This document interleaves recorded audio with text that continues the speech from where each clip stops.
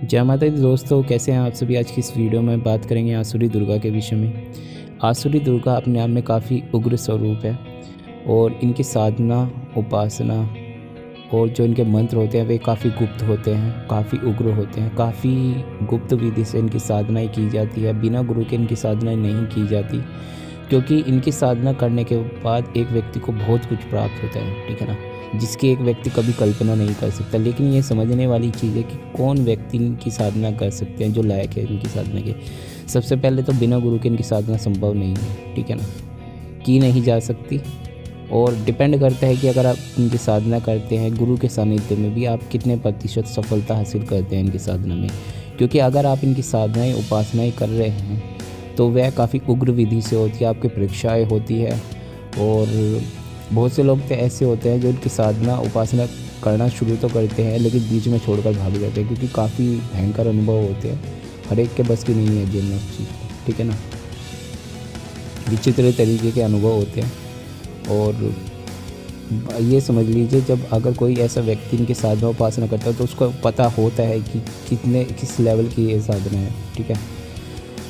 व्यक्ति जो इनकी साधना उपासना करता है उसको आकस्मिक धन लाभ होता है और उसके जीवन में जो वह चाहता है, जो भी चीज़ वह चाहता है, उसको मनोवांछित वस्तु प्राप्त होती है, ठीक है ना। हालांकि आज के समय में इनकी साधना गुप्त तरीके से और काफ़ी कम की जाती है, लेकिन केवल जानकारी के तौर पर अगर आप जानना चाहें तो इनकी साधना करके एक व्यक्ति जो चाहे वह प्राप्त कर लेता है। लेकिन वह उस लेवल की साधना होनी चाहिए फिर, ठीक है ना, और काफ़ी कम समय में उसको वह प्राप्त हो जाती है। हालांकि जब आप कोई साधना उपासना करते हैं या कोई उपाय करते हैं, उसको काफ़ी लंबे समय तक आपको करना होता है, ठीक है। लेकिन माँ का ये स्वरूप, जब इनकी उपासना की जाती है, साधना की जाती है, तो काफ़ी तीव्र तरीके से उसको वे चीज़ें प्राप्त होती है, जो उसको प्राप्त करने में कई सालों लग जाते हैं, ठीक है ना। वह कुछ ही समय में उसको प्राप्त होती है।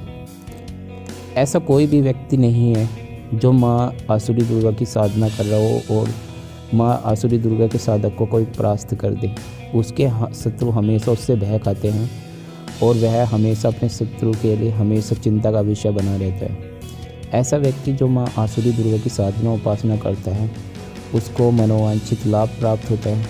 उसके जीवन में कभी भी धन की कमी नहीं रहती और उसका भाग्य हमेशा प्रबल रहता है।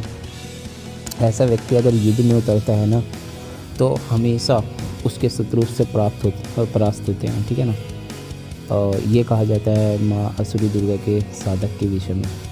ऐसा व्यक्ति ये मान लीजिए बड़ी बड़ी सिद्धियों को प्राप्त करने वाला, चमत्कार दिखाने वाला और महाज्ञानी कहा जाता है, जो माँ आसुरी दुर्गा को पूर्णतः प्रसन्न कर ले, ठीक है ना। बहुत से लोग बात करते हैं माता की सिद्धि की। माता की सिद्धि, इसमें मैं आपको बताता हूँ, माता की कृपा होती है, ठीक है। माता की कृपा जिस पर हो जाए उसके ये मत समझ लो उसका भाग्य बदल देने की क्षमता माँ के अंदर है, ठीक है ना। उसको कभी भी किसी चीज़ की कमी नहीं हो सकती, ठीक है ना, जो माँ आसुरी दुर्गा का साधक है। लेकिन वही है कि करे कौन, ठीक है ना, क्योंकि इनकी साधना उपासना करने में काफ़ी ज़्यादा खतरा होता है, क्योंकि व्यक्ति की काफ़ी ज़्यादा परीक्षाएं होती है और विधि भी काफ़ी अलग है। क्योंकि जब आप उस विधि के अनुसार इनकी साधना उपासना करते हैं तो बहुत चीज़ें होती है, आपको अलग अलग प्रकार के अनुभव होते हैं। काफ़ी कुछ चीज़ें अजीब तरीके की आपके सामने आती है और वो देखने वाली चीज़ होती है कि आप वहाँ पर टिक पाते हैं या नहीं। ऐसा व्यक्ति ही इनकी साधना उपासना कर पाता है जिसने पहले बहुत सी साधनाएं की हो और काफ़ी सफलतापूर्वक की हो, गुरु के सानिध्य में की हो, उसका गुरु भी काफ़ी ज़्यादा प्रबल हो और उसको अच्छी खासी नॉलेज हो उस चीज़ की, तभी आपकी साधनाएँ सिद्ध होती है। बिना गुरु के इनकी साधनाएँ नहीं की जाती। एक विशेष नक्षत्र के अंदर इनकी साधनाएँ की शुरुआत की जाती है, ठीक है ना, और विशेष दिनों में इनकी साधनाएँ संपन्न की जाती हैं। इनकी साधनाएँ बहुत ज़्यादा लंबी नहीं चलती, ठीक है ना। वैसे तो जो असुर होते थे उस समय काफ़ी लंबी लंबी उपासनाएँ इनकी किया करते, लेकिन आज के समय जब इनकी साधनाएँ उपासनाएँ की जाती है तो बहुत ज़्यादा लंबी नहीं करते लोग। कुछ ही समय तक इनकी साधनाएँ की जाती है और उसी के अंदर उनको जो प्राप्त करना होता है वह प्राप्त कर लेते हैं। इनके जो उपासक होते हैं वे काफ़ी उग्र स्वभाव के होते हैं। जब वह माँ की आसुरी दुर्गा की उपासना कर लेते हैं, उनके अंदर एक अलग तरीके की तीक्ष्णता आ जाती है, एक अलग तरीके का उनके ऑरा हो जाता है, एक अलग तरीके का उनके चेहरे पर चमक आ जाती है। और माँ आसुरी दुर्गा ऐसे अपने साधक की हमेशा रक्षा सुरक्षा करती है एक ढाल के तौर पर। और ये समझ लीजिए इनका साधक जहाँ पर भी कुछ भी किसी भी चीज़ को करे अपने जीवन में, उसमें ही उसको सफलता प्राप्त होती है। ऐसी बहुत सी चीज़ें हैं जो माँ आसुरी दुर्गा की साधना करने से एक व्यक्ति को उसके जीवन में प्राप्त होती है। और काफ़ी चीज़ें हैं बताने की जो मैं आपको बताना चाहता हूँ, लेकिन इतना समय नहीं है अभी आप लोगों को मैं बता पाऊँ। बस ये समझ लीजिए इनकी साधना जब की जाती है तो विशेष चीज़ों की आवश्यकता होती है, एक विशेष माला की और बहुत सारी चीज़ों की एक विशेष स्थान की आवश्यकता होती है, ठीक है ना। आपके जो मंत्र आदि होते हैं, जो आप बड़ी शक्ति के उपासक हो, ये भी देखने वाली चीज़ होती है। आपके मंत्र सिद्ध होने चाहिए, ठीक है ना। और आपके पास सभी प्रकार की विधि के अनुसार सारा सामान होना चाहिए आपके पास।